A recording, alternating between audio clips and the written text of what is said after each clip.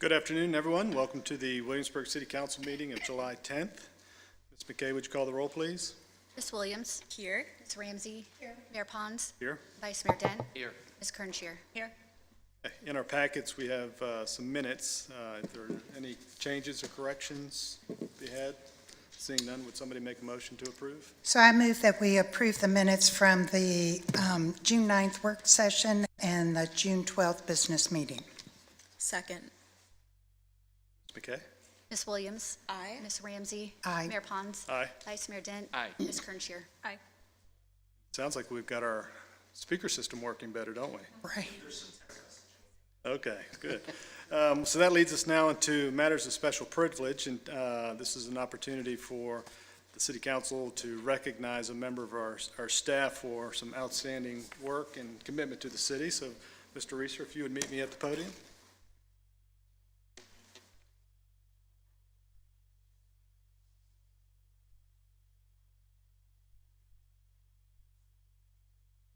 Welcome, sir.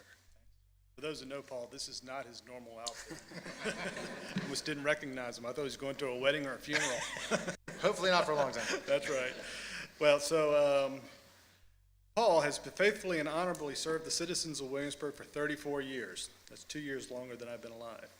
Paul has begun his career with the city as a meter reader and has performed his job within the Water Works and Sewer Division from crew member, locator, heavy equipment operator, supervisor, and now superintendent. He is a mentor and role model to his team and is highly respected by his peers. He leads by example and is still willing to get his hands dirty to keep our water and sewer systems flowing.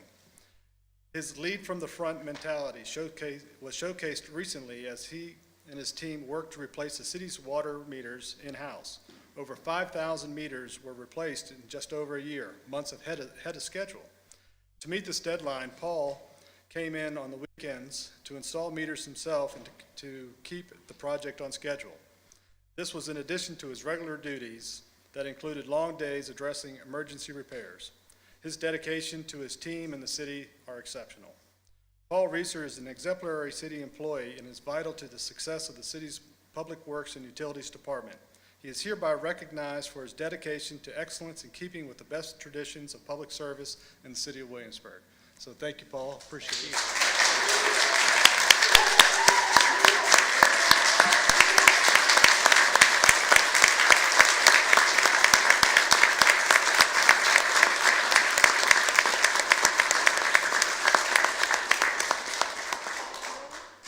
Had to do it. Had to do it. Oh, it's coming, don't worry. I got a few things to say. We might want to get the timer up here because I've been here a few years and I got a few people to thank. But seriously, Mayor Pons, members of council, Mr. Trevette, I'd like to thank you not only for taking the time to recognize the efforts of staff, not just myself, but all the excellent employees for the city of Williamsburg, but also to keep what I believe is probably one of the longest standing programs or awards, keeping it going through the years. Appreciate that. A lot of people to thank. I'm going to try to keep it brief. First, I want to thank my wife, Leslie. She couldn't be here currently. She's helping take care of her dad right now. But with her support and her patience through all the years of long nights and long days and missed holidays, she's been there right there for me. I probably wouldn't be up here if it weren't for her. I'd like to thank all the guys in Public Works. You know, it's been a heck of a team to work with. You know, you've taught me a lot of things through the years, and that's the members of staff currently and all those who've been here in the past. Harrison, are you here? There he is, my buddy. He's been teaching me a lot of new skills, and I appreciate that because I know it hasn't been easy.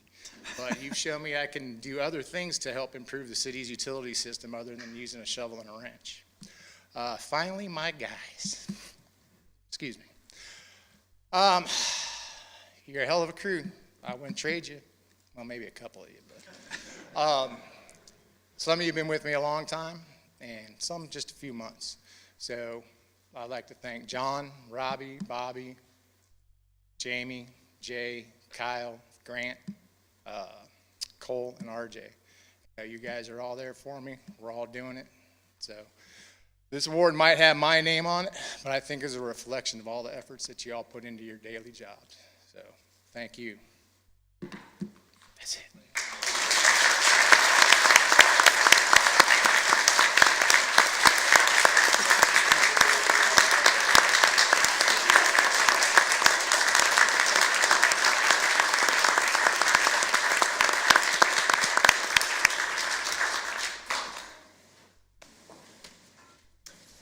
thank you for not going over your allotted 5 minutes.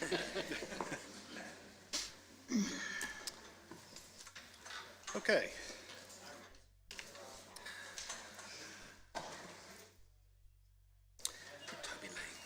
So that leads us now into public hearings, and we have 2 on the top of the agenda, PCR number 05-009 and 05-010. I think they've been asked to table those, is that correct? Yes, that's correct. They've requested that it be tabled until August for them to incorporate planning commission comments. So we'll need to make a motion to table that for a month per the applicant's request. Would somebody like to make that motion? So I move that City Council table PCR 25-009 and PCR 25-010 until a later month. Second. Thank you. Ms. McKay? Ms. Williams? Aye. Ms. Ramsey? Aye. Mayor Pons? Aye. Vice Mayor Dent? Aye. Ms. Kern-Deer? Aye. Okay, takes us to item C now, consideration and action regarding PCR number 25-011, a special use permit to allow encroachments into slopes greater than 30% at 771 Quarter Path Road in accordance with Chapter 21, Article 4, Section 21-626. Ms. Griffin, welcome. Yes. So this is an application received by the city from Brian T. Rowe. He's representing D.R. Horton. Mr. Rowe is requesting a special use permit to encroach on slopes in excess of 30% for the future development of Redoubt Ridge at Quarter Path. And this application is in accordance with Section 21-626 of the City of Williamsburg zoning ordinance. The property in question is located at Redoubt Ridge and Quarter Path Road. It may look to be part of the Quarter Path master plan, but it is not. The master plan is a separate property altogether, but it is adjacent to this property. And I do want to say that the special use permit is not for the development of the property. The property is zoned RS2, and in the RS2 zoning district, you're allowed to have single-family detached homes. And the applicant has a development plan before the city already that we've been reviewing actually since 2024 for this property, and they want to build 199 single-family detached homes. This special use permit is specifically for the 11 encroachments on the property into the excess slopes of 30%. The total property is 114.46 acres. Again, here's the location, and the owner is Quarter Path Williamsburg LLC. This gives you a map. This is a map of the steep slope encroachments. The red shows the encroachments in the property that's over 30%. And here you can see where they've actually laid out the single-family detached homes, and you can see the encroachments here. There are no encroachments that will be on the property of the actual homes. All the encroachments are dealing with the extension of Redoubt Road, BMPs, and also grading in the areas. And this is a chart that shows you that of the 114 acres of the property, approximately 1.01 acres will actually be encroached, and that's 43,820 square feet. Again, Section 21-626 of the zoning ordinance requires that any encroachments on slopes excess of 30% must go under a special use permit process, and so that's why we're here. And we have 6 criteria that we look at in order to have the Planning Commission to give you a recommendation and you all to make a decision, a final decision on the approval or disapproval of the special use permit.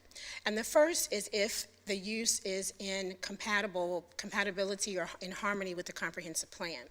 This particular area is a medium-density, single-family detached residential district.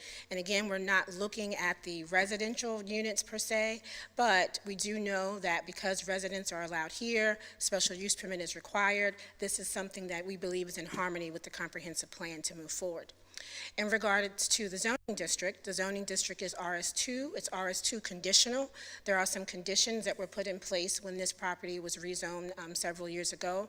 One of those conditions is the build out of Redoubt Road, which is what they will do.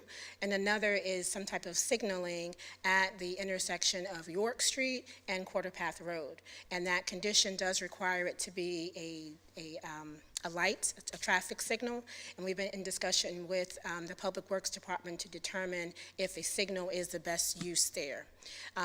The third criteria is the character of adjacent properties. As I've told you before, this is adjacent to a master plan project. That master plan project has townhouses, it has assisted living facilities, has a hospital and other medical offices.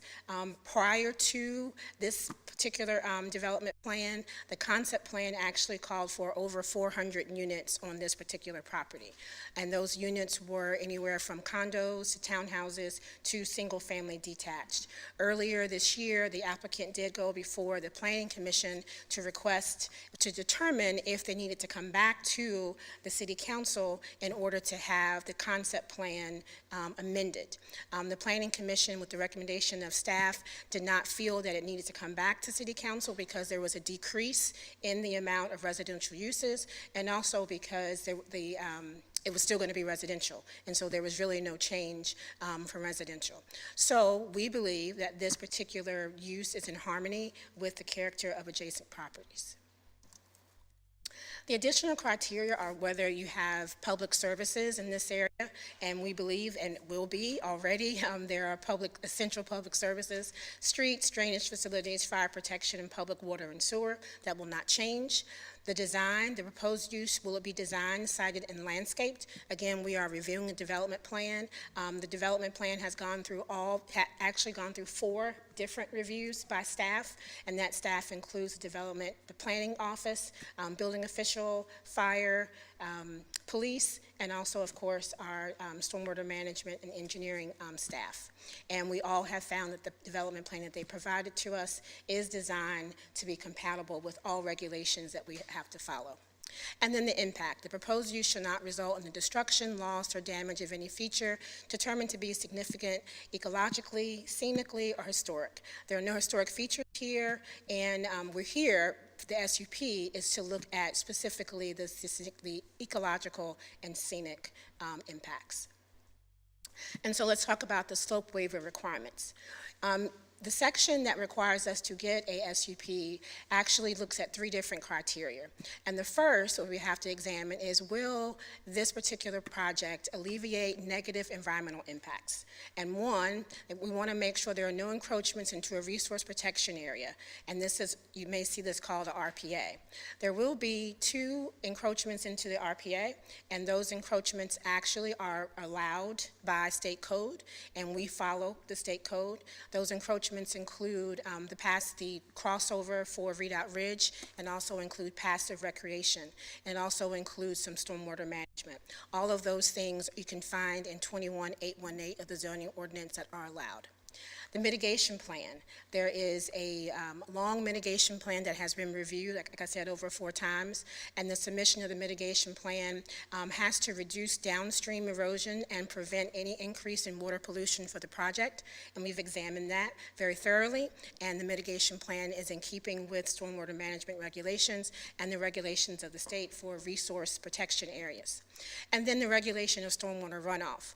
Will the stormwater runoff for the project at the source protect against and minimize water pollution? And this is reviewed by a water quality impact assessment. We have reviewed that, and that water quality impact assessment is in keeping with our zoning ordinance and the state ordinances. This just shows you a conceptual master plan, and again, this shows the reason why this white is here versus the other color. As I said before, there were over 400 units that were supposed to go here, and now they have reduced that to 199 units. Staff, I won't go through all of this, but staff has reviewed the water quality impact assessment, the mitigation plan. We've also looked at the Virginia riparian buffers modification and mitigation guidance manual, and this is if trees are going to be removed, if they're going to be actually replanted in the way that DEQ, the Department of Environmental Quality, requires, and we have checked that box and they will do that, and so we are recommending approval of the SUP. And the Planning Commission at their meeting last month also recommended approval of this SUP. We do have the applicant here, and he's able to answer any questions if you have any. Thank you. Do you have any questions for Ms. Griffin or the applicant? Just a couple questions. So, Ms. Griffin, we've in this area, we've approved the same type of SUP for the Kerbal project and also for what was proposed for the other side of Northridge, which Yes. hasn't been developed yet. But I knew when Aaron Small was still here, we walked that property, and he pointed out then that many of these slopes were not natural slopes to begin with. They were man-made slopes from installing road beds. Is that similar to this project as well? Yes, sir, that is similar to this project also. We talked to Mr. Small about that, and I also think the applicant can answer that further, but yes, that's correct. And then there's been some question about later on down the road, after this development is completed, and there's some failure in the system, the BMPs, that the city would be responsible for that. Is that the case? No, the BMPs are the responsibility of the homeowners association. Okay, thank you. That was, what, he just asked my question? I don't have any further. Now, I will say, Vice Mayor, that we do go out and we examine the Right. BMPs, and that is a part of our process, but the actual maintenance of the BMP is for the homeowners association. Thank you. Thank you for the presentation, and I have a follow-on question to the Vice Mayors. In terms of the responsibility of the BMPs being the HOA, do they hire someone with professional expertise to manage these and to be on the lookout for problems with them? That is normally what an HOA would do. They would not take that on themselves. That'll be a part of the money that comes in for the HOA fee that would go towards that. They have not told us who that will be at this point, but that is an agreement that we have to have prior to, I believe it's I could ask Jamie, our city engineer, but we do have to have that information at some point during the site plan review process. So, and I can add that the Thank you. typical BMP agreement that we execute with developers requires them to maintain the BMP, but it also allows us to do inspections, and if they fail to maintain the BMP, we have the ability to do that. Thank you. That was the only question. Well, thank you for the presentation. All my questions have already been asked. Okay. Thank you for the information. So, Ms. Griffin, first, very detailed report in 94 pages, and so I appreciated reading all of that. Some of what I think I read was 4 of these slopes were actually man-made slopes from earth moving or dumping Yes. through the years. Okay. And did I also read that with improvements that will be made as a result of encroaching on these slopes will ultimately improve the outflows to Tutter's Neck Pond? Yes, that's and true. Creek? Yes, that is correct. I talked to the engineers and asked them to provide me some information. So all the steep slopes impacted outside the RPAs are being replaced by flatter slopes and revegetated. 7 points of analysis were provided, and the BMPs are designed per the DEQ and state regulation requirements. And then your question specifically about Turtlenecks. The proposed on-site BMPs provide additional nutrient load removal on top of what Tutter's Neck Pond has already provided So in flattening the slopes, it allows water to drain. Yes, sir, soil versus rushing down into the ravine and causing erosion. that's correct. That's all the questions I have, and I don't have any questions for the applicant. Okay, thank you, Ms. Griffin. So we'll move to a public hearing, and if anybody would like to come forward to speak to this matter, please come forward. Okay, seeing none, I'll close the public hearing and come back to council for further discussion or questions. For me, I think this is, we need to be careful about encroaching in on natural slopes as we move forward, and I think this applicant and the staff have done an outstanding job to make sure that all the requirements are being met by the Chesapeake Bay Act and other, engineering associations attached to these types of questions. So I'm perfectly acceptable, fine with this. Yeah, and I think you made a great point, which is what we talked about a couple of years ago when we had another SUP for this same situation, was that in most cases it improves the runoff that's there now. So I'm ready to support it.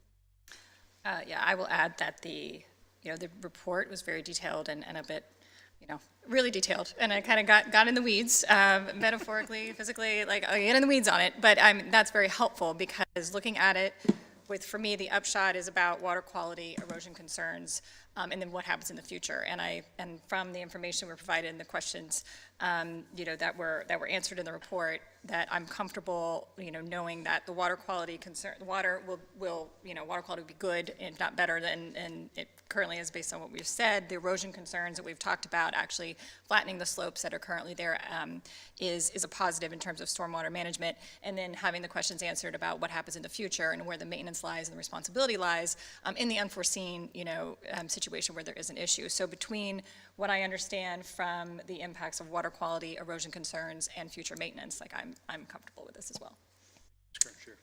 And I am too, and I like this project for another reason, because I think it fills a void that we have currently in Williamsburg of smaller lot size, single-family detached homes. I often hear from people, particularly my generation, who want to downsize, that it's very difficult to find that type of new inventory in the city.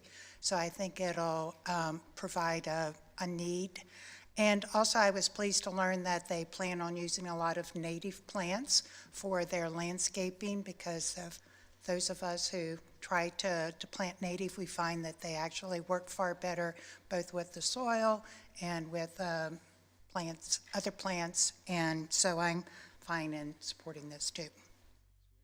Yes, I'm on board as well with this project. I think when we look at, it's actually a improvement to the current infrastructure when we think of stormwater management and also environmental concerns as well. And as Ms. Ramsey mentioned, we do need more housing, especially the kind that this project offers here in the city as well. There's nothing else. Would somebody like to make a motion? So I move that City Council approve PCR 25-011.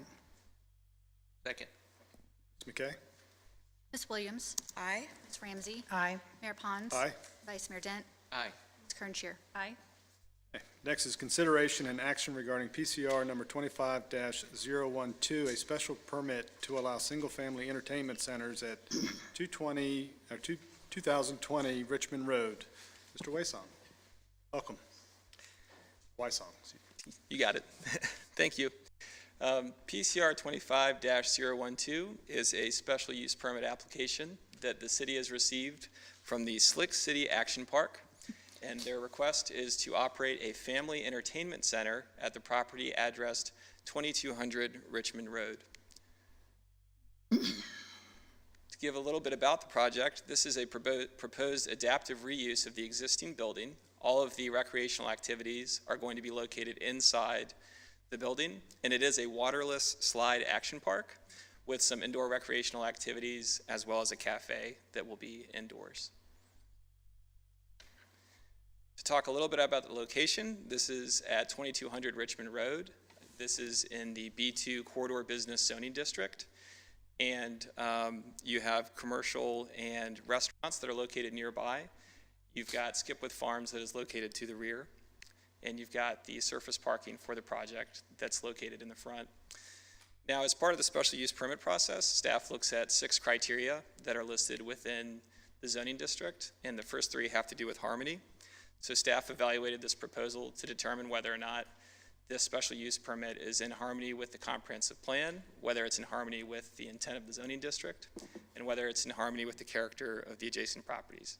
And staff's determined that it is in harmony with all 3 of these criteria. This is designated for commercial in the comprehensive plan with an express desire for businesses that could help service the tourist economy. The intent of the zoning district, being commercial, supports this use.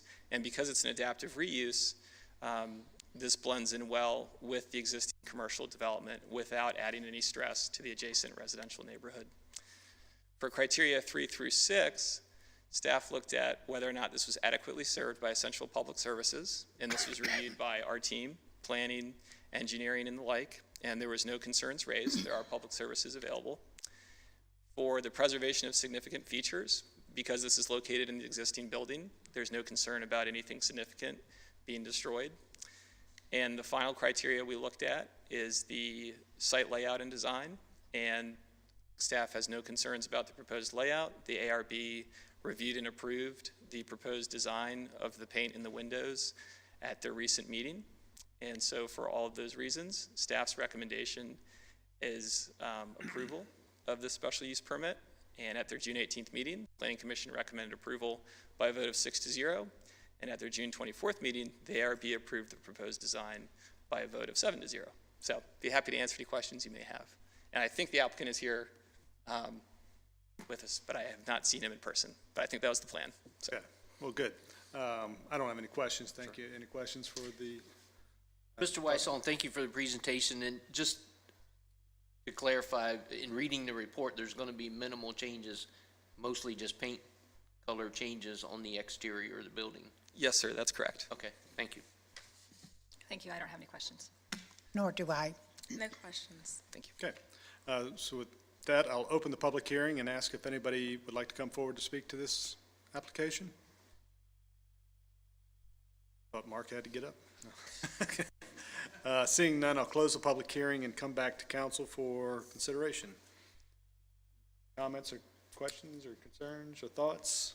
I think we've all been waiting for something to happen to this building, so we're glad to see it moving forward. Well, it strikes me, you know, it may not be what was initially intended after Yankee Candle closed, but I think what we have here is a great opportunity to enhance our economy, and certainly, you know, as we are going to attract thousands of folks to our sports and entertainment venue, this will be a nice complement to what's being offered there, so give families extra things to do. So I think.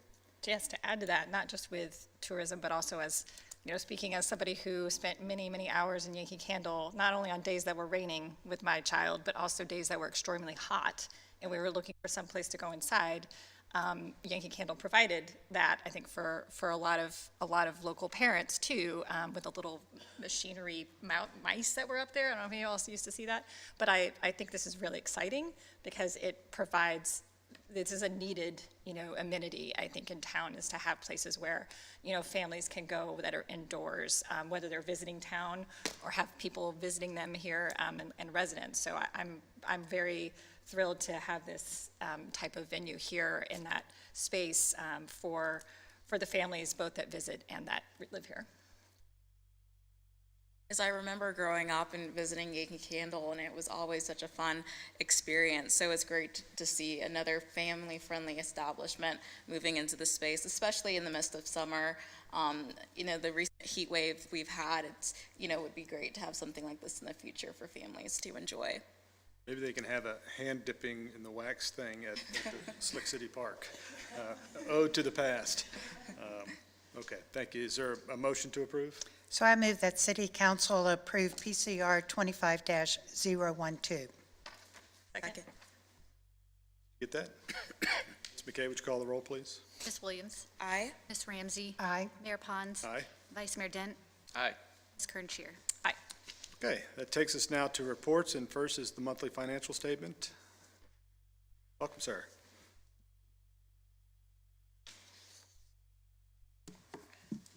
Since you're new to the podium, why don't you introduce yourself? Of course.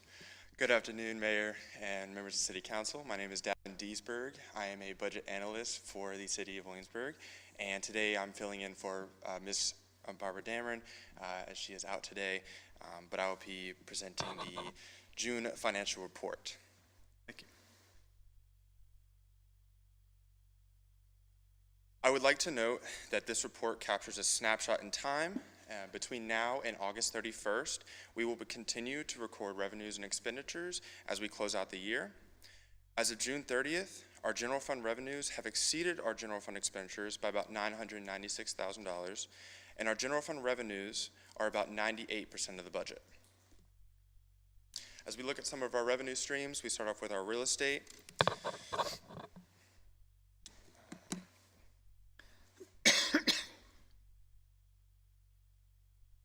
Sorry about that.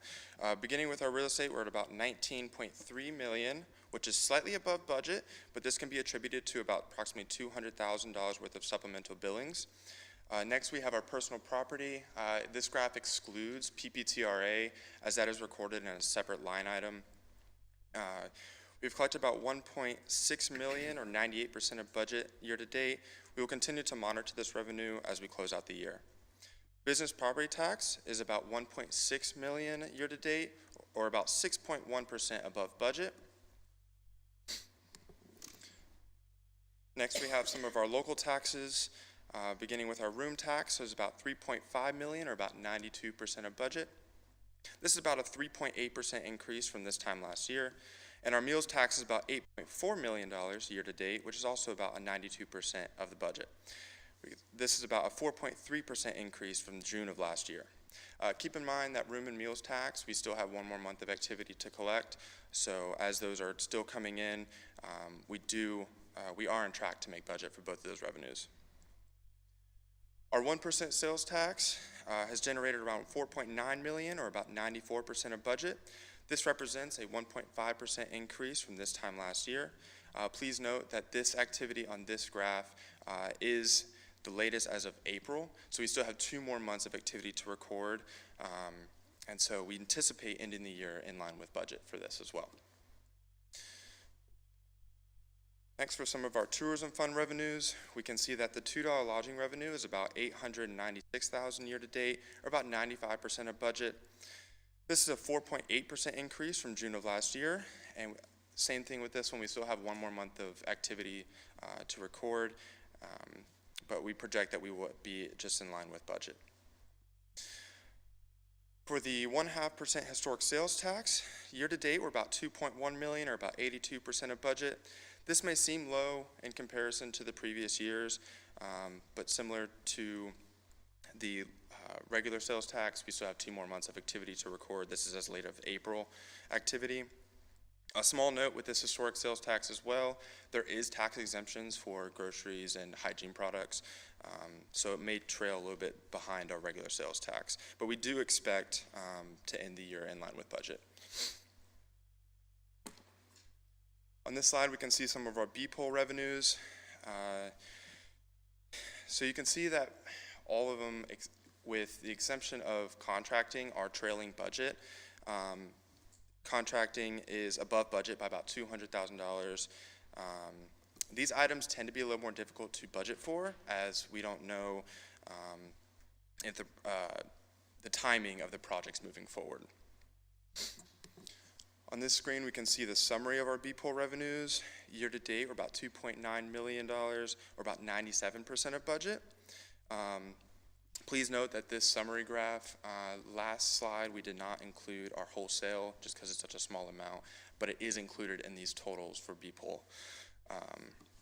We will continue to monitor these revenues, as there may be some that trickle in as we close out the year. These next 2 slides are previously included, and we will still include them. This is just to track our trends for some of our local taxes, and as well as the next slide, we have our real estate and personal property, just the major trends over the past 6 years since FY19 pre-COVID. We will be adding in FY25 actuals as we wrap up our audit this coming fall, so that's when we will be able to get our 25 actuals onto these. Just some notes that are not on these slides. Our general fund revenues, we have some, with our permit revenues, we're about $100,000 over budget. Our fine revenues came in about $106,000 over budget, and we have some payment in lieu of taxes under miscellaneous that are about $240,000 over budget. As of June 30th, expenditures in the general fund stand about 96% of the budget, compared to 99.5% at the same point last year. We remain within budget and are performing well relative to prior year trends, though we will continue to monitor closely as we close out the year. Looking at the utility fund, revenues and expenses are both in line with budget and are comparable to our performance at this point last year. It's worth noting that our interest revenue is slightly under budget, but they are being offset by higher than expected water and sewer fee revenues. That concludes the June financial report. I would be happy to answer any questions. Thank you. You did a wonderful job. I did notice that the meals tax for the May were 42% up. Now, was that a true number for that month's activity, or was there some late payments from April that may have been in there? There were some late payments coming in second half of the month that hit. Okay. So. That was all of my reunion class Okay. coming back and putting revenue into the city. Well, next year reunion should be Yep. even better. Yep. Any questions? Thank you, no questions. Awesome. Thank you so much. Thank you. Okay. Takes us now to monthly departmental operating reports, and I understand we have a good one today. Welcome, Ms. Griffin.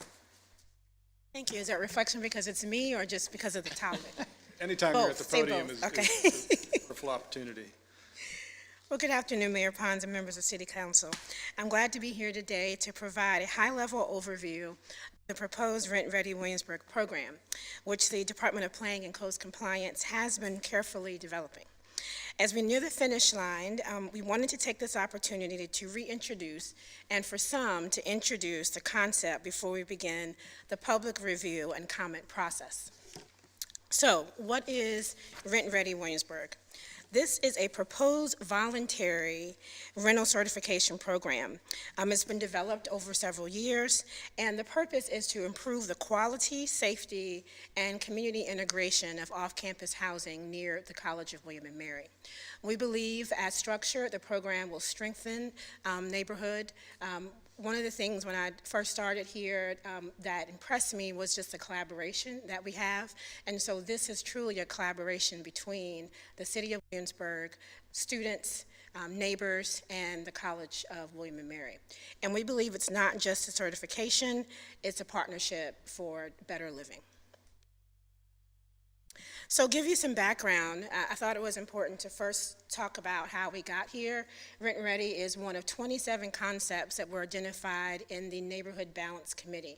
This committee was a work group that was convened from City Council back in September of 2019, and they worked on several concepts until 2020. And what their purpose was to address neighborhood stability issues, looking at affordability, owner occupancy, and student occupancy. And Rent Ready was a concept of those 27, and we've actually implemented 9, or looked at and reviewed 9 NBC identified concepts since 2020. And looking at our GIOs, Rent Ready has been included in the 2021-22 GIO, the 2023-24, and now the 2025 Goals, Initiatives, and Outcomes. So there are 5 core concepts to Rent Ready. One that I think, again, is most exciting is that this is a collaboration between the city and William & Mary. And we have been going back and forth and speaking with William & Mary, and both the city and William & Mary have agreed to endorse all rent-ready homes. And that simply means that we will market rent-ready homes to students. And that is a big deal. That is something that we were hoping for, and we're excited that William & Mary will be helping to do that. A quality assessment score. I won't go into much detail, but we will have a quality assessment score that is provided to homes that want to be in the Rent Ready program. And this quality assessment score is based on 2 things. One is a inspection, an internal and an external inspection, and also certain amenities that the landlord will provide. And there are scores beside each of those amenities, and depending on which amenities they will provide, the higher their quality assessment score. Number 3 is a properly rating score. So similar to wanting to be at a 5-star restaurant instead of a 2 or 1-star restaurant, the property rating score will go along with that property and be on a website where people will actually be able to see what that home has scored. Best practice leases. One of the things that in talking to students and landlords, and also talking to property owners regarding Rent Ready, one of the things that the students talked about were the leases. And we really wanted to make sure that the leases that were involved with Rent Ready homes had best practices. And so that is another key concept. And then Rent Ready Academy. And talking to the landlords and the property owners, one of the things that they said was that we really think there needs to be some education around being in a neighborhood with varying multi-generational families. How does that work? And what are some things that renters should know about living in a home and living in the neighborhood? And then what are some things that landlords should know? So the Rent Ready Academy is an educational component, and it will be required for students and required for landlords, and also given an option for property owners to be a part of. So where would rent-ready homes be located? In 4 different districts. These districts follow the districts in our rental inspection program. So as you know, the city has been a pioneer on rental inspections, and so we will use those same districts. The only district that will not be included is District 5 because it is not near the college. So you have District 1, which is Richmond Road area from Monticello to College Corner. District 2, Jamestown Road from Lake Wetumpka to College Corner. Capitol Landing Road area near Page Street is District 3. And then District 4 is your York Street area. In talking and holding focus groups and surveys with the renters, neighborhoods, and landlords, one thing that I would tell them is like you actually all have more in common than you think. A lot of the same themes were coming out of all of the focus groups and the surveys. And so, of course, with anything, any program, there is compromise and there is collaboration, and we feel that this program really reaches a nice balance with all that will come into the program. So renters, neighbors, and landlords would have peace of mind. Peace of mind that a home has been certified as safe and habitable with a fair lease agreement through the quality assessment review. And then education, residents will be educated, renters will be educated on what exactly goes into renting a home. Understanding of landlord-tenant issues would be also a part of this academy, and then landlords would also receive education. Engagement, one thing that we think is important is to have access, and that renters have access to comprehensive information, services, and resources. And of course, the endorsement. Important again is the endorsement from William & Mary, providing exclusive opportunities to promote your properties through the city and the university. So what that means is when a student comes on campus, the college will promote your student should look in renting from a rent-ready home, telling parents the same thing. And also if there is a on-campus housing fair, only rent-ready properties will be able to be a part of that housing fair. Our online platform, only rent-ready homes will be able to be on that platform.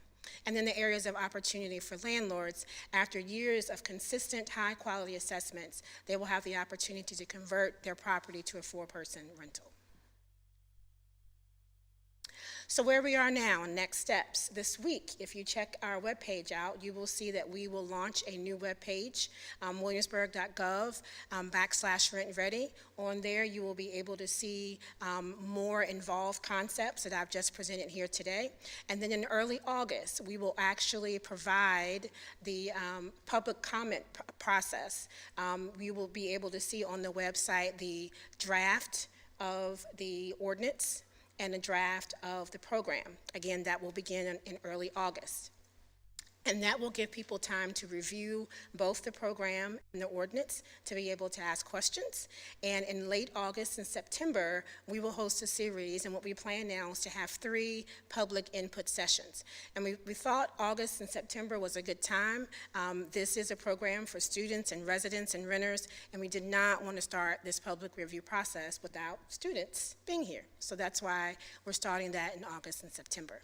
And then our hope is by October, we will be able to have comments back from those 3 input sessions and begin analyzing and reviewing those comments to see how they can be integrated into the program and the ordinance.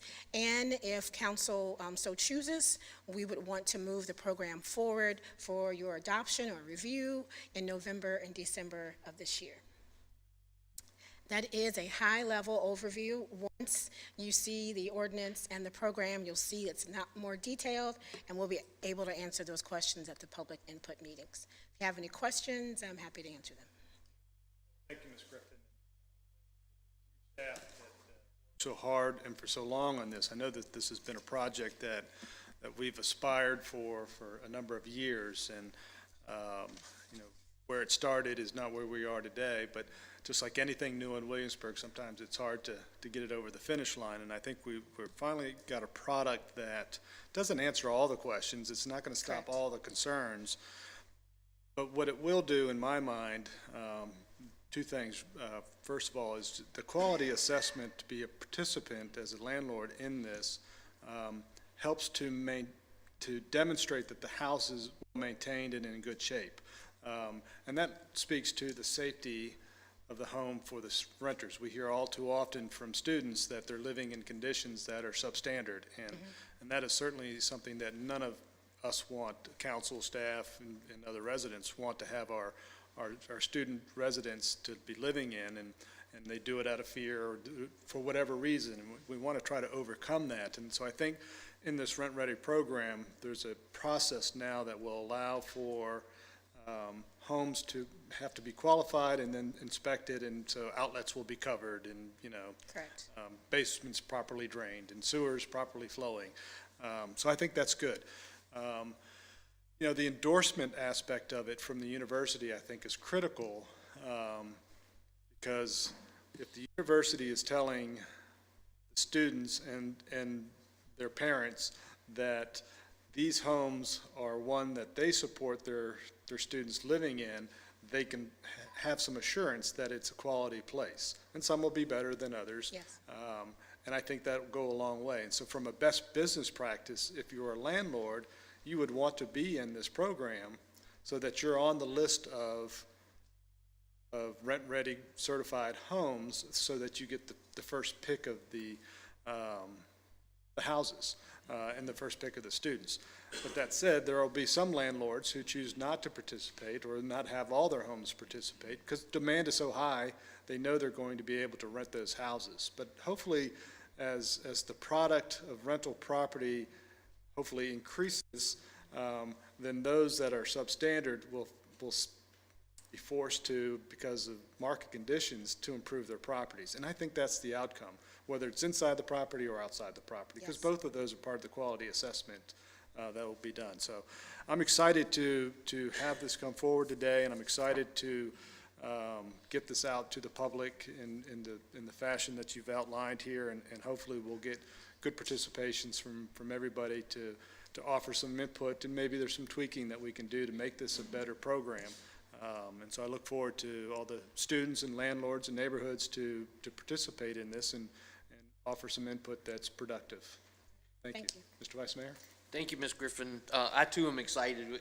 Again, this has been a long time coming, and we're at the point now we're close to getting across the finish line. And I just, to reiterate what you said in your presentation and what the mayor pointed out, is this is just one piece of the puzzle. Yes. This doesn't solve all of the issues.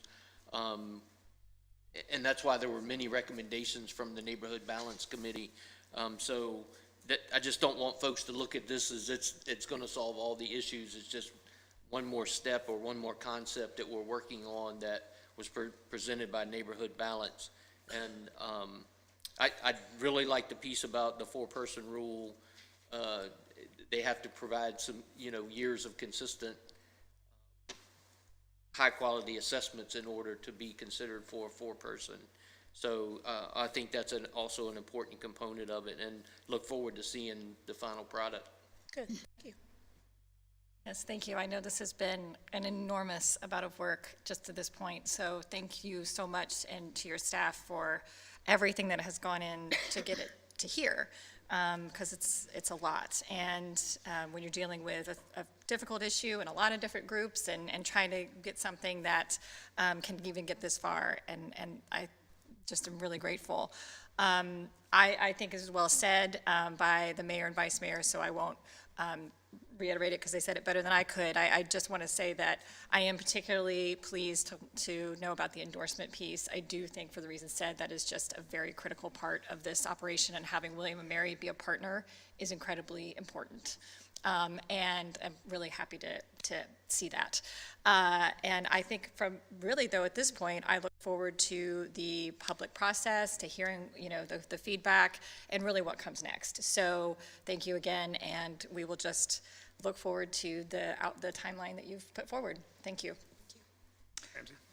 I would like to thank you, too, for putting all this together. I remember being on the Neighborhood Balance Committee and this being one of our top projects, and all of the iterations it's gone through, all of the discussions that occurred a number of years ago, how it got slowed down a little bit with COVID. So I think you've done an excellent job pulling it all together and getting us ready for the next step, and to understand that the next step isn't going to be perfect, and that there's an evolution process. But if we start with this, then we can see how things work, we can tweak it a little bit, we can get additional feedback, and strive to constantly make it better. So thank you for all of your work, and look forward to the public input sessions. Thank you.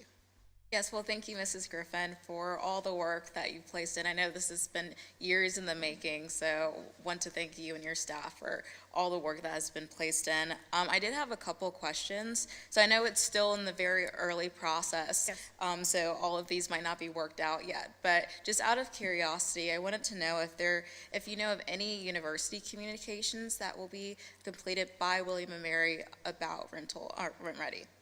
I'm sure there will be. We have not talked about that in detail, but they plan to have a marketing strategy for Rent Ready, just as the city does. Okay, and one of the things that I really love about this project is, being a student myself, the conversations on campus, especially when it comes to student concerns, revolve around housing. And it's great to see just the community approach that's being placed in this project with not only students and landlords, but also our neighborhoods as well. The other question I had is, will the time this comes to city council be in November? I know that's what it says on the information that we have. So the plan is to have the public input sessions, and so those will be 3 in various different locations. The idea would be Stryker, of course, having at least 1 or 2 on campus, and of course, city council would probably attend those sessions. We anticipate the next time that it comes before the city council would be November or December, whichever month that would be. It may be pushed further out, but that is our goal, to at least have public input wrapped up by that time, and also to be ready to be able to come back to city council. Sounds great, thank you. Thank you, Ms. Griffin. You're welcome. Okay, anything from the city manager? Not today. City attorney? Nothing today. Okay, thank you. Leads us now to open forum, which again is an opportunity for anybody to come forward to address city council on matters of interest. I have a couple speakers card, and first is Miss Missy Carr. Yes, you were first.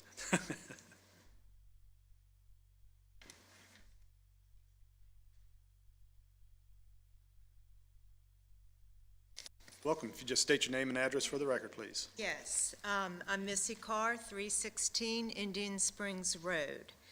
I appreciate the efforts with this Rent Ready program, but in addition to the many concerns we in Indian Springs have discussed with you about the impact of student rentals is the dangerous parking situation. At the last City Council meeting, we expressed our continued fear of an already hazardous situation.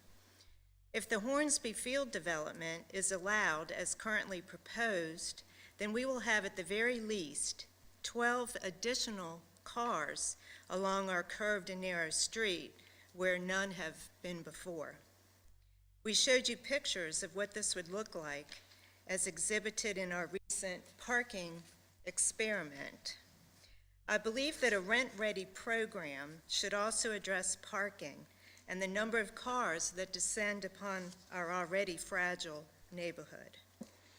I see no way to integrate that amount of cars as each rental fills up with students. Think about the children riding their bikes. I've already witnessed a near miss. Think about neighbors out walking their dogs. And most importantly, think about the emergency vehicles that would need to get through, unhindered if needed. This is another aspect of our ongoing neighborhood problems due to student rentals, and it too needs to be solved. I think the bottom line is our neighborhood was not meant for this burgeoning population. Thank you for your time. Thank you, Mrs. Carr. Next speaker's card I have is Ms. Susanna Livingston.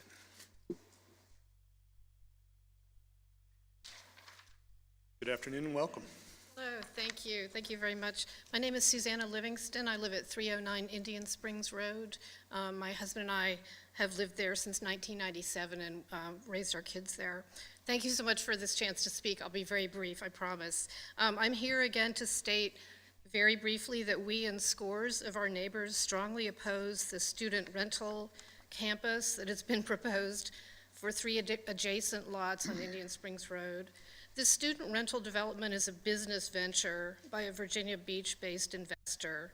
We believe with abundant evidence that this commercial development will exacerbate a number of very troubling trends related to the influx of students on Indian Springs, including loud drunken parties and streets clogged with parked cars. We also believe that this development would be a tipping point at which the neighborhood changes from a peaceful, stable community of family homes to a cluster of neglected, even dilapidated houses for transient students. We strongly urge the city to reject this commercial development. Thanks very much. Thank you. I now have Diane Jacobson.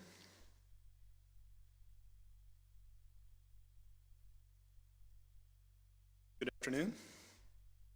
Diane Jacobson, 139 Indian Springs Road. I'd like to thank you for your time and consideration of these matters. And actually, I would like to thank this lovely lady for the presentation on Rent Ready, because my comments actually are very related to the Rent Ready. So it was very timely. We received a postcard about a couple weeks ago from the ARB. And I've been there for 10 years, and I said, what the heck? Well, the reason was we redid our house and we redid our trust, so it was in the record. So this is a postcard from the ARB, and I will read it. You have purchased a property located in the desirable AP2, I think it says, district. Your home is and it's a non-contributing is crossed out, contributing structure in this district. To preserve the historical integrity of your neighborhood, any exterior changes require an approval from the Architectural Review Board, which we are familiar with. We painted our house several years back, and we had it approved by the ARB. Please reach out to the Planning Department to learn more about the AB2 district. We are here to assist you in navigating your exterior design projects, and we're actually thinking of doing a wall, so we'll be visiting the ARB again. So, first of all, we love where we live. It's a great neighborhood. We love the mixture of students. Our daughter went to William and Mary. Love the professors, the older retired people, the young families love living there. Would like to keep the essence of that. But I have a question. Do the landlords receive when a house is sold, even if it's a non-contributing, which I understand is a different subject? If the landlords receive it, does it go to their private home or does it go to the rental house? And if it goes to the rental house on Indian Springs, is the landlord receiving this? I don't know. That's a question. Maybe y'all know. Because we have standards in the town, and we're not asking for special treatment. We're just asking for the regulation is already on the books to please be enforced for everyone. And if you walk down the neighborhood street and you had a pad, you could probably check off which were the rentals and which are the private homes. The rentals usually have weeds growing out of the gutters. I know that one of the houses I saw a workman clearing it out recently, but quite frankly, the old Hornsby house looks in a shambles right now. There's big down branches. I took some pictures. I was going to bring them, but I didn't do it. It looks like no one's living there because no one's living there. It looks deserted. It's obviously vacant.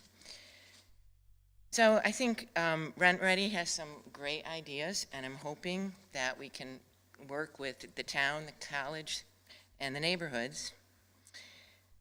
But we should aspire to preserve what we have. We have a very unique situation here in this town. We have Colonial Williamsburg, the college abuts that. We have some beautiful areas here.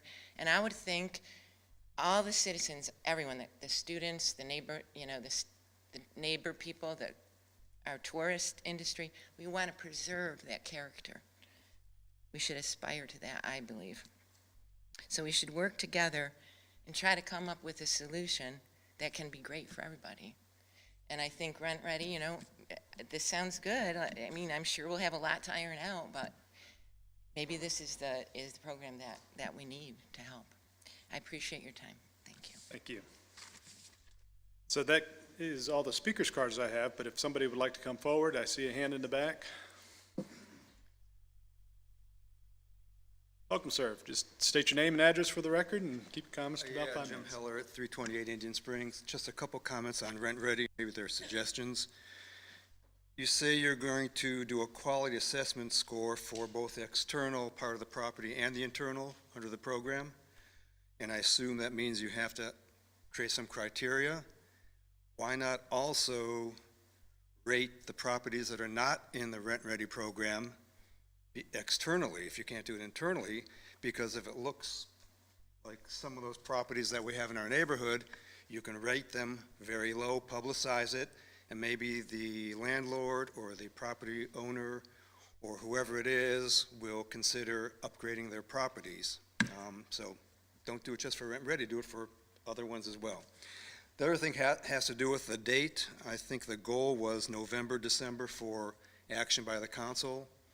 I'm not sure, but I think that may be a little too late because I understand a lot of these houses are rented pretty early in the fall semester, so if there's any way you could move that up, maybe to September or October, that'd be great.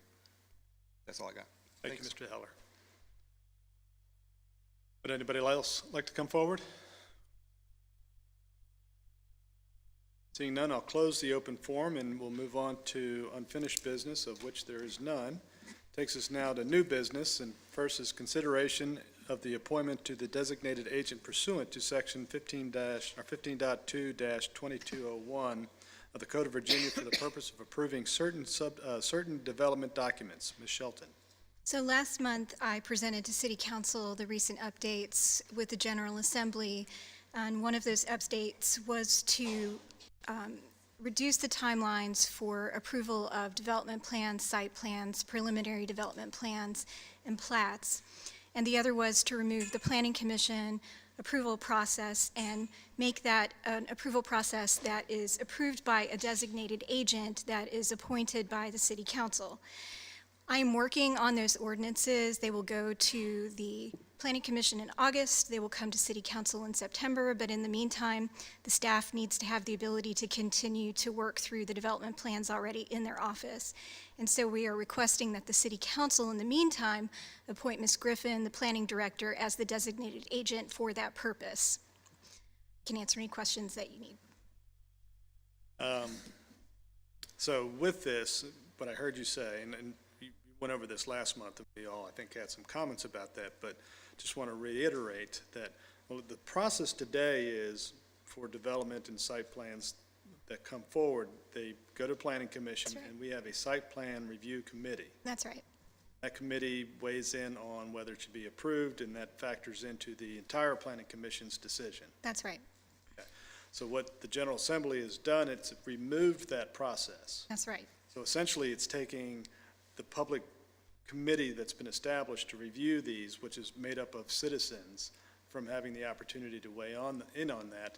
And we have we have to have a designated agent, which is, in this case, if the council approves Ms. Griffin to be that designated agent, the burden falls solely onto her, and in a shortened timeline. That's right.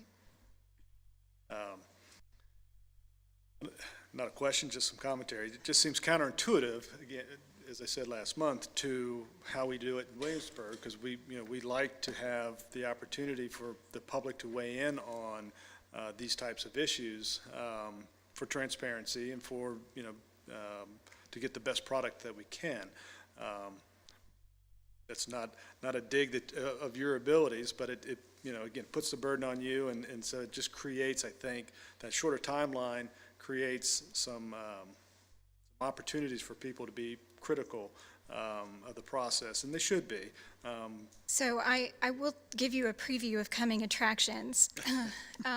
As I am drafting this ordinance, The role of the Site Plan Review Committee is remaining in place, except that they are advisory. And so the designated agent may schedule a meeting of the Site Plan Review Committee to assist the designated agent with reviewing site plans in the zoning ordinance. We also provide public notice when the office receives a development plan or site plan, and that is also remaining in place, although there won't be a public hearing for purposes of a community member communicating their concerns about a development plan that's in the office. They will still be notified that the office has those and be able to communicate with the planning department But again, in a short timeline. in a shorter timeline by about 15 days. Any questions for the city attorney? I don't have any questions. I have commentary, but I maybe like I'll just- commentary. Yeah.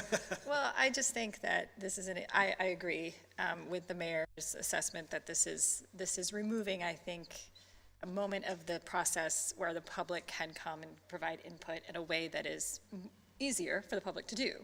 And I was thinking about how I don't really like this, but what would be the point of being against it, because all that would do is hamstring the staff and their ability to take the steps that need to be taken in order to do something that the state is now requiring us to do.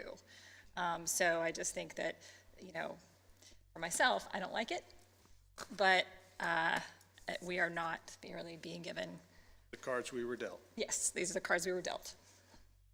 Ms. Ramsey? Just to reiterate that we don't really have any choice. Yes, I have no questions, just, I think it's all been said out loud. Well, I fully support Mrs. Griffin serving as our designated agent. She'll do a fantastic job in working with the committee that you appoint. I think would be outstanding for where we are. So, Can we clone her?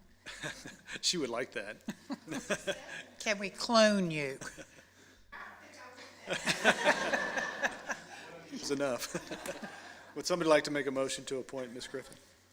So I move that City Council appoint the Planning Director, Ms. Tavia Griffin, as the designated agent for the City of Williamsburg for the purpose of approving site plans, subdivision plats, and development plans pursuant to Title 15.2, Chapter 22 of the Code of Virginia. Second. Thank you. Ms. McKay? Ms. Williams? Aye. Ms. Ramsey? Aye. Mayor Pons? Aye. Vice Mayor Dent? Aye. Ms. Kernscher? Aye. I did have one question as I was reading this. So when the ordinance is finished, it will come before us, I assume, and so then we will reestablish. That's right. So the ordinance in the city code, the planning director will be the designated agent for purposes of making these final approvals in both the zoning ordinance, site plan section, and the subdivision ordinance. Okay, thank you. Okay, item B is consideration and authorization for the city manager to execute a contract for network infrastructure cabling at the Williamsburg Police Station. Mr. Bellarm. Good afternoon, Mayor Pons, members of council. The Williamsburg Police Station, the one that's currently under construction, not to be confused with the old Williamsburg Police Station, requires network infrastructure cabling to support its mission. This contract supports the installation and testing of all network and infrastructure cabling to support their computers, wireless access, cameras, and cable TV for the entire station. This project was designed by Optech, which is a local company to Williamsburg, and was priced using a cooperative contract from James City County. While it is a budgeted expense within the police station project, it's the amount of money that the contract calls for requires city council authorization because it exceeds $100,000. So the staff recommendation is that city council authorize the city manager to execute a contract with Optech for network and infrastructure cabling not to exceed $108,964. I'm happy to answer any questions. Yeah. Well, it seems rather perfunctory. I mean, it's in the construction budget that we've already sir. approved, so the money's already been allocated, and we have to have some cabling there and communication, so let's get it done. Mr. Vice Mayor? Get it done. Yeah, somebody like to make a motion? So I move that City Council authorize the city manager to execute a contract with Optech for network and infrastructure cabling for the Williamsburg Police Station not to exceed $108,964. Second? Okay, would you call the roll? Ms. Williams? Aye. Ms. Ramsey? Aye. Mayor Pons? Aye. Vice Mayor Dent? Aye. Ms. Kernscher? Aye. Item C under new business is consideration and authorization for the city manager to execute a contract with Passport Labs, Inc. for a parking management system and services. Mr. Barham, excuse me. Yes, sir. So the city migrated to the new parking management system back in 2018, almost immediately, and much to the chagrin of several in this room. New Park was then purchased by a larger parking management company. Now their system, the current system that we have, is being terminated by its owner. So the city began evaluating parking management systems to replace New Park prior to the onset of the COVID-19 pandemic. Many types of systems and vendors have been considered over the past 5 years, one of which was brought to City Council but was ultimately denied due to its cost. Staff continued to evaluate parking management systems, interviewing and evaluating no less than 8 different vendors. Staff, including the police and finance staff, agree that Passport is the best path forward for parking services in the city. The current system will sunset on August 15th, 2025, so we're up against a timeline, and it must be replaced. The Passport system will allow the city to continue to operate as it currently does, albeit with a more modern and functional system. The Passport system will include LPR, or license plate reader functionality, for the parking garage, as well as mobile LPR on the vehicles for enforcement. Additionally, the current pay stations in the garage will directly integrate with the Passport system, and end users will be able to add vehicles to their accounts and preload money into their accounts to pay for their parking time, much like the Easy Pass system that you use on the interstate. Finally, the Passport system will handle all citation management, digital permitting in neighborhoods, as well as the Prince George parking garage, and all payment processing services for the entire operation. So the Passport system, and the way in which they get paid, they take a fee per transaction for their services. Just some examples. These are examples that are paid for by the city. So for a $10 transaction, the city would pay 42 cents. For letters sent on behalf of the city to collect delinquent citations or parking invoices, $1.75. The collection of delinquent citations, and these are once the escalation process has begun, Passport will take 25% of that collected revenue. Other fees are paid by the parker or the person that purchases a permit. These include paying citations, purchasing permits, and a transaction fee for mobile payments, excluding those that are free, those sessions that are free in the garage. So less than 30 minutes, those are free. The total annual cost for this system is $16,000, and the initial contract term is for 3 years. Given the uncertainty of these Passport fees, the likelihood that this contract could exceed $100,000 is high, hence the reason to be here asking for your approval. So the staff recommendation is that City Council authorize the city manager to enter into a purchase agreement with Passport Labs for a parking management system and associated services, and I'd be happy to answer any questions. Well, thank you, Mr. Barham. And obviously something we need to do, because we need to have a parking system, and given where we are with New Park, it's time to move on. I know we have some familiarity with Passport in some of the parking lots, and so it makes sense that we would go with them. Thinking back to all the parking conversations that I've been a part of since 1812, it seems, you know, one of the things that we had aspired to do, you know, in implementing some smart technology for parking was to be able to charge for street parking near the downtown area and kind of, you know, flip the script, if you will, so that people could pay to be closer, and, you know, if you parked in the garage, it would be free. Does Passport offer that type of smart technology moving forward? Yes, sir. It would be with third-party systems, so they integrate with a myriad of, as an example, sensor companies. We would be able to integrate those within the Passport system to allow that information to flow into that, such that we can do for payment and for citation and enforcement purposes. I think that's something we should explore as we move forward with Passport. You had mentioned fees, you know, where they would be charging a fee for the citations. You know, if we get to a point with citations that we have to mail something, there's a higher fee. Yes, sir. Is that fee, can we pass that fee on to the person that has caused the infraction that warrants the citation, you know, the going after them or sending them to collections? Is that something we can redeem? Sure. Would that require city ordinance change? It would. Something to consider, because, somebody racking up untold parking tickets, and because it's cheaper than buying a pass on campus, Sure. In that particular instance, those fees are paid by that person already. The Passport's going to collect 25% of the collected revenue that they get, but all of that is being passed on they're paying that fee. That's coming out of that. So in terms of fees that Passport would collect, I think we ought to have a conversation about whether we should redeem those fees from the bad person.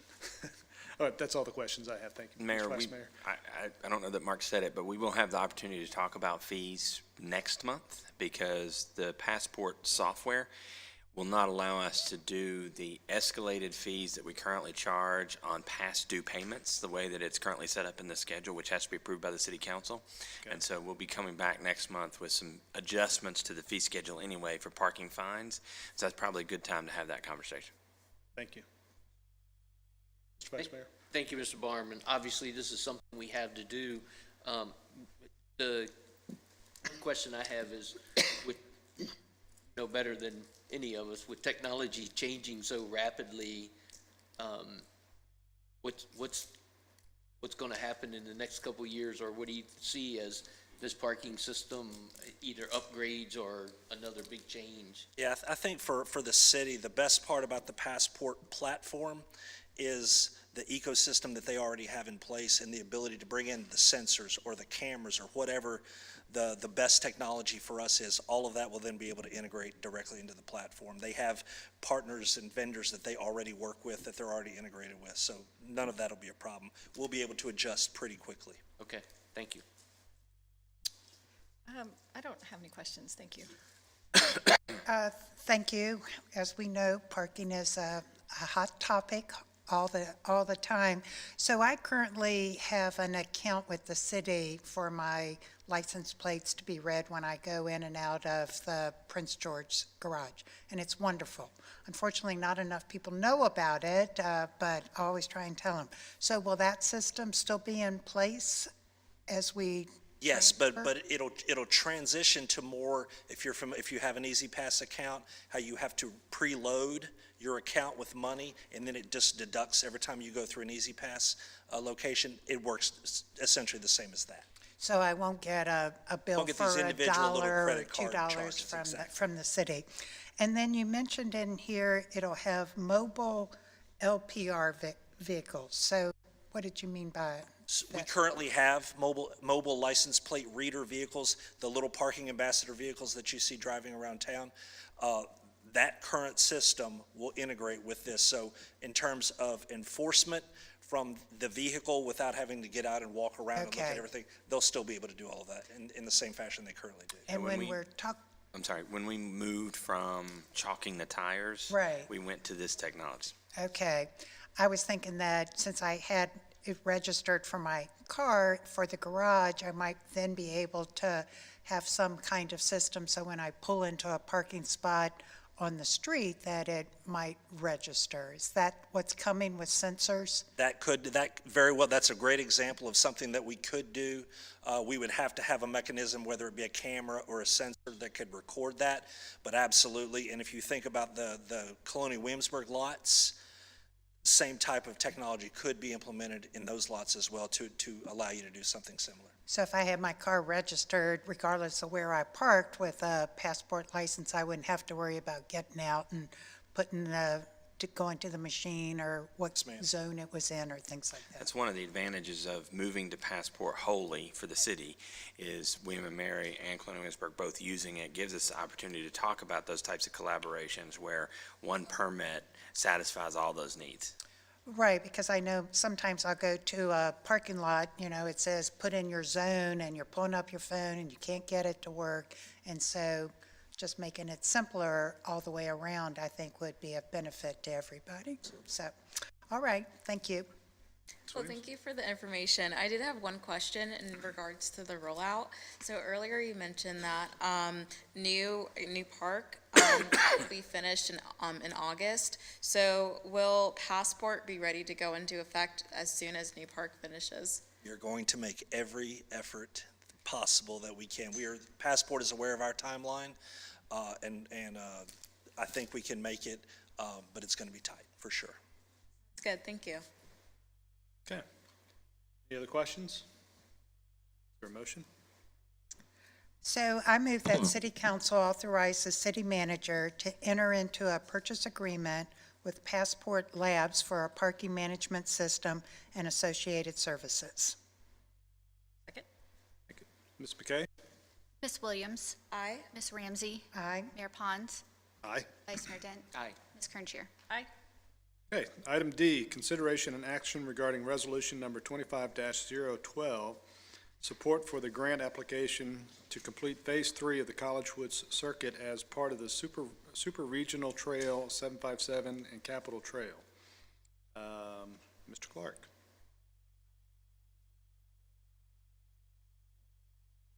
So I'll follow in Davin's footsteps. My name is Jamie Clark. I'm the city engineer for the city itself. And I want to say good afternoon to Mayor Pons and to the city council members. I'm here to present the request for a resolution for the supporting of the Trail 757 Williamsburg City project. So Trail 757 is a segment of the regional plan for pedestrian and bicycling shared use path, and is an alternate route for what has been known as the Birthplace of America Trail, which has been rebranded as Trail 757. This alternate route is proposed to connect the Virginia Capitol Trail that is currently starts and ends at Jamestown Settlement and moves across the peninsula to the Fort Monroe area in the city of Williamsburg. This trail is also identified in the current city's goals, initiatives, and outcomes, or GIOs, for connecting with the world. The trail will also connect with other shared use paths, such as the trail along Monticello Avenue and the one that's going to be proposed on Strawberry Plains Road. The former already being completed and used by the public, and the latter currently under design. These paths are also part of the College Woods Circuit, which is proposed to encircle the natural resource area known as College Woods, as well as the campus of William & Mary. Phase 1 being the Monticello Ave Trail, Phase 2 is the Strawberry Plains Trail. This new shared use path will be 8 foot wide, paved trail. It'll be approximately 1.5 miles long, and it'll be along the north side of Jamestown Road. The trail starts from the intersection of John Tyler Lane with Jamestown Road, and it'll end at the intersection with South Boundary Road. The trail will be separated from the vehicle travel lanes by a new curb and gutter, as well as a grass utility strip. This separation will vary between 2.5 feet to 6.5 feet, depending on where along Jamestown Road it is. The trail will not add any new impervious to the city's right-of-way. The existing pavement on the north side of the current roadway will be repurposed for the placement of the curb and gutter, the utility strip, and the paved trail. The project includes restriping of the entire roadway to redefine the widths of the travel lanes, as well as remove the current on-street bike lanes. City staff has recently submitted a pre-application to VDOT's SMART portal for the FY27 Transportation Alternatives Set-Aside Program for future funding of this trail. VDOT is currently in the pre-screening process of all the applications that have been submitted for the FY27. The submitted pre-application has requested funding in the amount of $2.5 million, which is the maximum amount of the entire of an entity that can request for funding from the TAP program. We have estimated the construction cost and design and construction cost to be $3,338,253. The remaining balance will be the city's responsibility to provide with local funds. The final application to VDOT for the TAP program is due by September 15th. As part of this application, the city is obligated to submit a resolution of support indicating that the willingness to submit the final application for requesting funds, request that the Commonwealth of Transportation Board establish a project for the project and funding, and is committed to providing the additional funding necessary to complete the project. Once the final application has been approved, VDOT will be screening, scoring, and selecting projects during their next 8 months and providing recommendations to the Commonwealth Transportation Board to approve and adopt for the next six-year improvement plans, which will be in June of 2026. At this point, I'll take any questions that you may have for the project. Well, thank you, sir. I appreciate you being in here today for your first presentation to council. You did a wonderful job. Thank you. You know, this section of the project is, you know, part of the Collegewood Circuit has been a vision of council's for many years now, and certainly a vision that is a piece of the Peninsula project that was discussed. And so I think getting this part done would be an enhancement to the trail and certainly an enhancement to pedestrians and bikers that use that route often. I also think it's a safety enhancement that will be provided if we do this, and so it's certainly something that we support moving forward. Vice Mayor? Thank you, Mr. Clark. I know you mentioned the timeline, so we're several years out from, even if the application is awarded, before we actually see any work, which brings me to my question is, you said phase 2 is in design. When do you see design being completed for phase 2 and moving forward? For phase 2 itself? For phase 2. For Collegewood Circuits phase 2. The design, we're in the middle of it. We're trying to get right-of-way acquisition, as well as finishing the design will probably be, I would think, like this, December of this year. But again, yeah, that one's, the money will be available starting in FY '26 for the fiscal year. So ours is a little different in terms of when it is. But design should be done in December, and then we look for construction probably in the fall of 2026, fall of 2026. Yeah, I think as all the reasons the mayor pointed out, this is, if we're going to have phase 2, we need to finish that phase 3, and I agree it adds a lot of safety measures into biking along Jamestown Road. Hello, thank you. I had a question about timing of phase 3. So that was just phase 2. Correct. But with this, if we agreed to, submit this grant application, what was the timeline for them to decide on the grant funding? Okay. So right now we have the pre-application. Yeah. VDOT is going through that, giving us recommendations of what we need for the full application. Okay. That is due September 15th. Uh-huh. So that is when all the applications, most of the ones that get in are going to be full applications. This is the sort of, like I said, it's pre-screening. At that point, there'll be the next 8 months that the VDOT will be looking at all the different applications, scoring, screening, getting them all organized. And then the CTP will be meeting in June of 2026. That is when they will say, here's the projects and here's the funding that each project will receive. Okay. So June 2026, we will know the project itself and the funding amount. Okay, so that's really what we have more information about, whether or not it's a go or no or whatnot. For the funding itself, For the yes. funding itself, okay. Thank you for that. I do, think that as I was listening and thinking about Jamestown Road and this phase 3, I honestly think that more than any other spot, the number of people I see running, walking their dogs, like James, that space is just thinking about the space that people use right now to walk dogs, to go for a run, to go for a bike ride, or just to walk. That makes this piece, I think, particularly important. And I just want to clarify or reiterate that you mentioned that this doesn't change, it doesn't encroach onto space right now. It's actually using the existing space that we have as the concrete. So it wouldn't be if I'm understanding them correctly, then it would not change sort of the vista or what people see right now, because I do understand that people walk that path or walk that space of Jamestown Road and walk their dogs down Jamestown Road because it is a very beautiful walk. You go across Matoka Lake, and so this would not alter really that. It just really changes it to make it easier and safer for people to do what they're doing. So I think that this is a positive thing, and thank you for clarifying the timeline. Yes, thank you. And Stacy's question about the timeline brought forth a question in my mind. So if we would get approval in June of 26 to move forward with it, when do we need to come up with local funding to be ready? So would that be something we'd need to include in our '27 budget, just in case we got approval for it? You are correct, Mr. Ramsey, yes. As in parallel, we should be preparing and planning for the funding the local funds that we will need to match for it.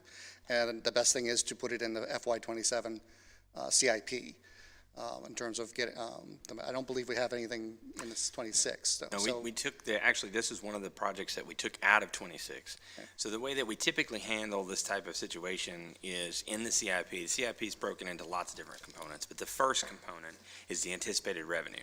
And so we'll show at the top a grant that we've applied for like Okay. this, anticipating that we might get it. And then in the expenses, we would show both the expense of that grant revenue and whatever the local match might be, knowing that if we don't get the grant or if the city council rejects the project as we're going through the grant process, which is certainly a possibility, that we won't spend that local match. It would fall back into fund balance or be moved to some other project in the list. Because to me, it's a very exciting project, both for quality of life and also for safety. So I would hate for us not to be prepared once the grant came down. And because I am a little directionally challenged, you mentioned this would be on the north side of Jamestown Road. Correct. So can you tell me which side is north? Sorry. The side that's opposite the Walsingham, the Walnut Hills Church is on the Okay. north side of James. Okay. What I refer to as the north side of Jamestown.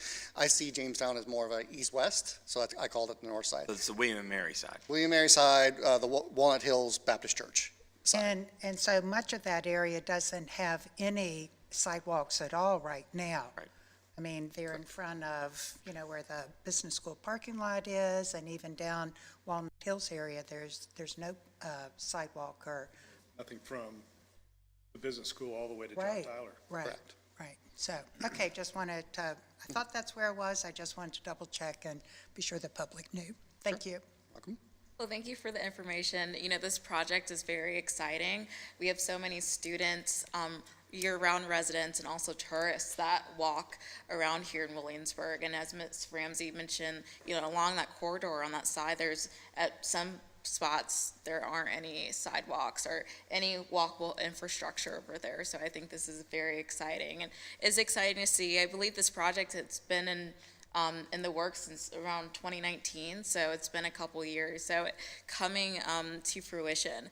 I did have a question. So just to clarify, the grant application is a grant to VDOT. Is that correct? It's through VDOT's Smart Portal. Okay. The Transportation Alternate Program is one of their programs they use to fund specific or different kinds of projects such as this, whether it be, again, pedestrian safety, roadway improvements. There's a couple different ones, but this is one specific one in the Smart Portal, and it does go through VDOT, correct? Historically, with the first two phases, how much money have we received from VDOT when we've applied for this type of grant? I don't know, I would say probably, I can tell you that the Monticello, the phase one, received about $1 million. And I think it's about 2.5 for phase two. I'm really giving ballpark figures in terms of what we had received and what we've asked for and we'll spend for phase two. Sounds good, thank you. I will say then, in all three instances, correct me if I'm wrong, we've received far more than we've had to expend local funds to get the projects completed. That is correct. Monticello Ave was an 20% match, and actually the city only put in 10%. The college put in 10%. So typically VDOT for this type of project is 80-20. Monticello Ave, 80% was VDOT, 10% city, 10% the college. The College Woods Phase 2 is all city 20% and 80% of the for VDOT. And unfortunately, as I had said, VDOT has a maximum, so 2.5 is the max you can ask.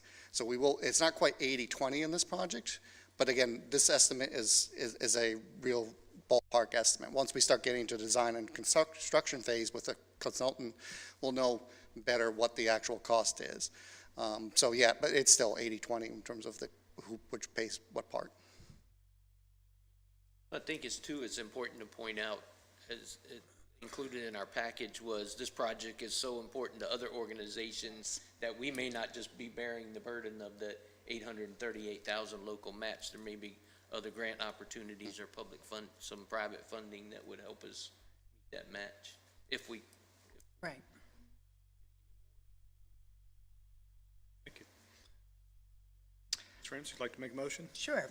So I move that City Council approve Resolution 25-12 regarding support for the Trail 757 Williamsburg project. Second. Okay? Ms. Williams? Aye. Ms. Ramsey? Aye. Mayor Pons? Aye. Vice Mayor Dent? Aye. Ms. Kernscher? Aye. Mr. Vice Mayor, do we have any closed session? We do not, sir. Okay.